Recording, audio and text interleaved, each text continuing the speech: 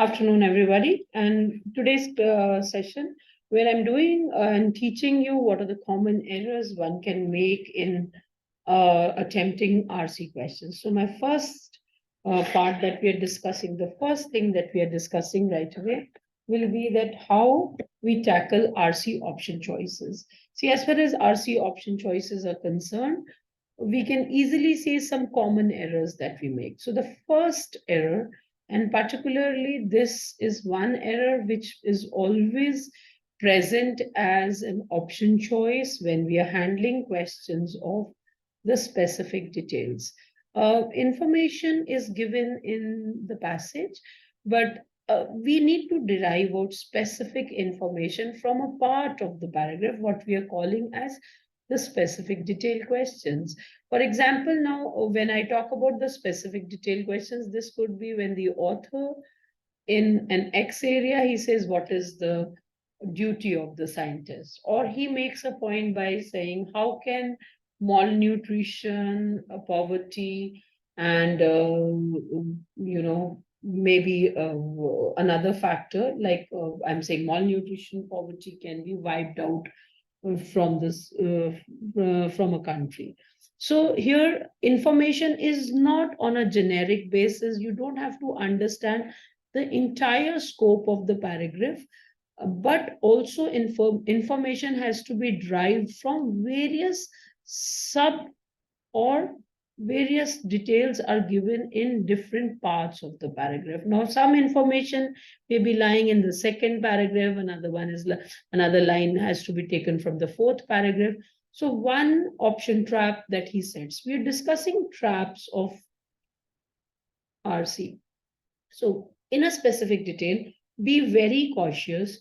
Do not go by two things. One is either he does a part, he does incomplete information. This is called as an incomplete answer because you are not giving him total details.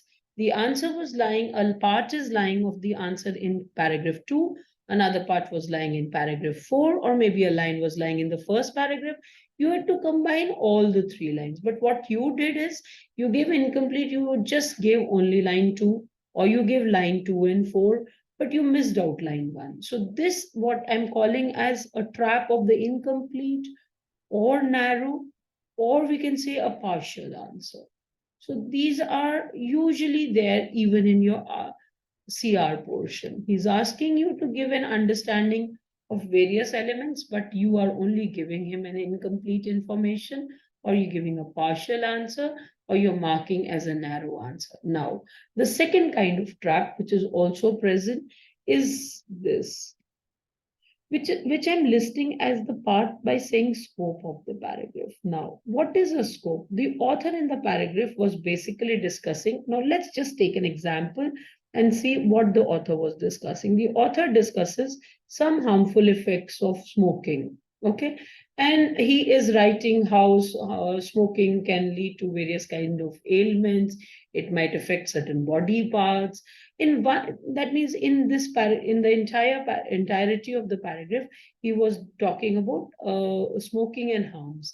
But in one of the paragraph, he started discussing that smoking can also affect people who are having smokers back home, might even affect non-smokers. Passive smoking can also be harmful for non-smoking people in the family. And in one last paragraph, he also talks about that smoking can be very dangerous if there are pregnant women back home or young children.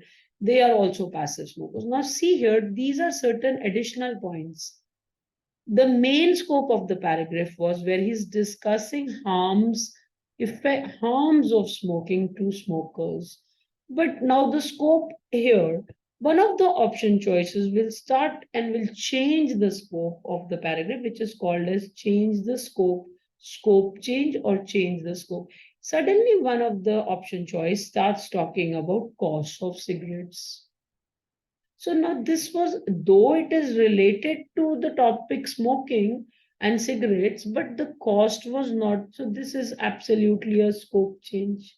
Here, scope can also be talking about how then scope can not only be of the topic change or a new topic be. Sometimes the scope change can be so vast that a new topic only is being discussed in the option choice. A new scope enters. So not only the cost, but also here a topic, the topic also takes a change. The third thing can change is author scope with tone. So here we can just take it further here. This is called as a tone change option choice. In an inference question, sometimes in your questions where we are talking about central idea, probably this tone change can also be seen as the third option trap. I'm going to discuss 4 or 5 of them. So tone changes, author's tone was very mild. Let's say, for example, author was criticizing very mildly. He was criticizing with not very sharp and strong words. For example, if I'm looking at a book review and I say that he was criticizing the book by saying that this book is is really not good, is not good, or it does not create that kind of positive impact. His criticism was very mild. It can not only happen with criticism, it can happen with any kind of tone that we are, it can also be authors irritated, and the answer choice made him as if he was hostile. From a mild criticism, it became an extreme or harsh word, and it can go the other way around. Author was very harsh in his criticism, but the answer choice made it very mild. It can go both ways, from the mild to the harsh, and from the harsh to the mild, which can be with any kind of word. The author was praising on a very light note. He was appreciative, but you made it as if it was not praise. It, see, now this is, if I say something is good, look at my tone. I'm just praising it in a very normal sense. I'm saying it's a good thing. But suddenly, if I you make it astounding, you make it amazing, as if you're creating a wow factor, my tone drifts away from the author's tone.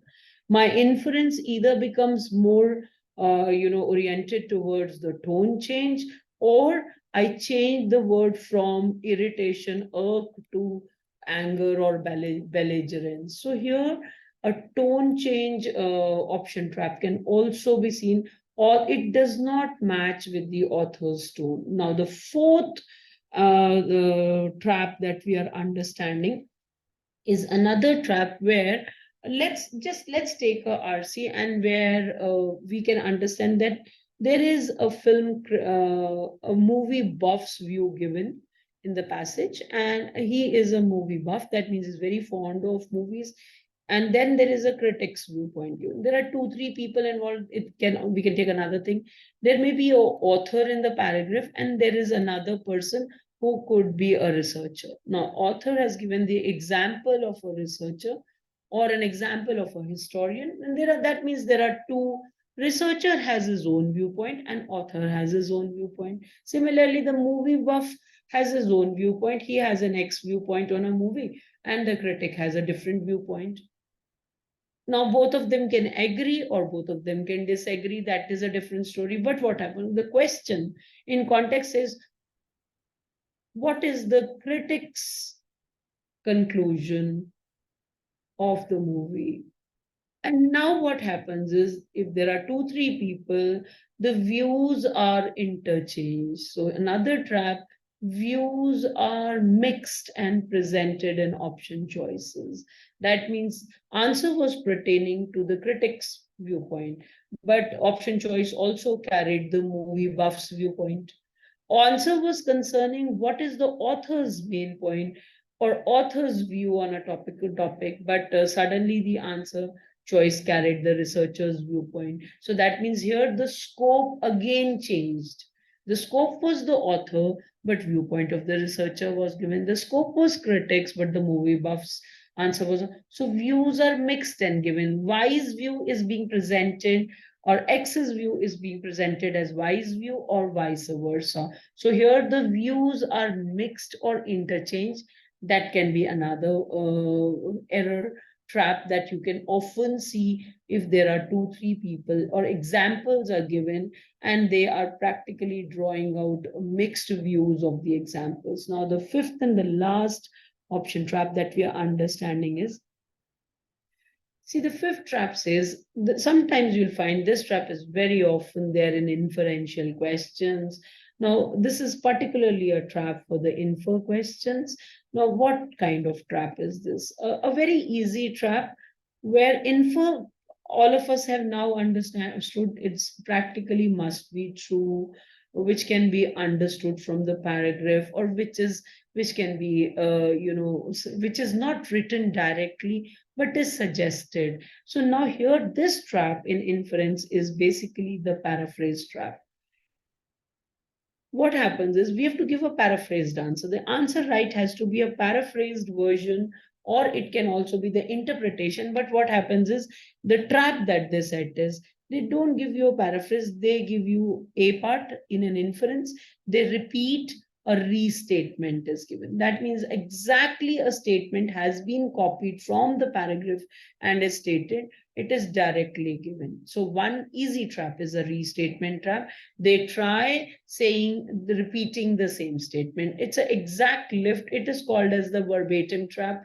That means word by word copy. I have taken it from the option choice. Word by word, I have copied from the option and from the paragraph, I'm so sorry, and I have placed it in the option choices. So one trap is this. But the another part, with inference, this can also be there.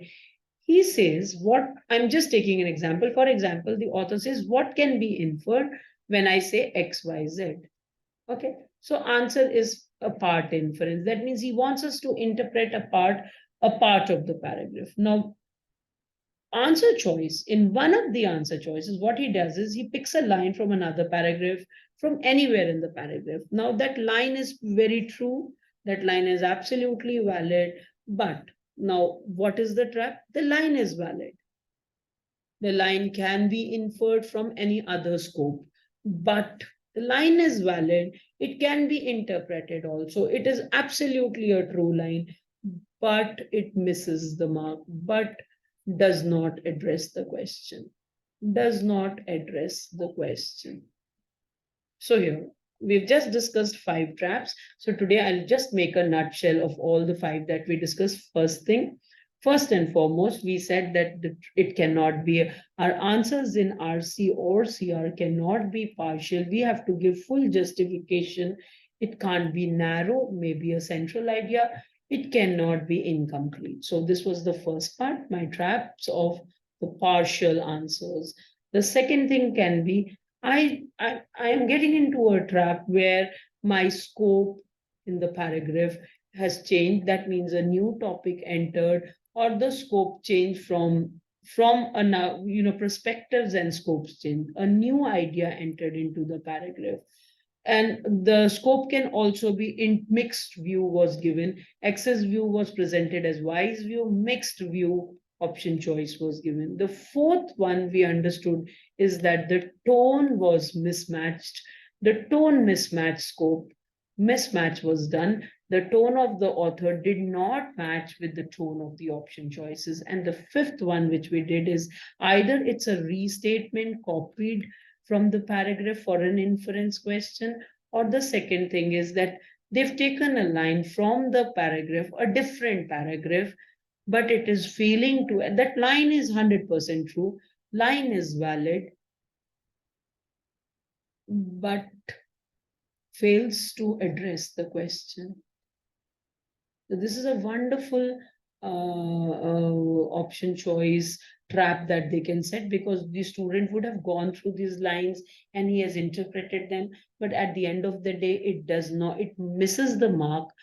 And the reason one, because it does not address to the question. These are your 5 option traps that I've explained you today. In my next recording, I'll give you 5 more. Thank you, everyone.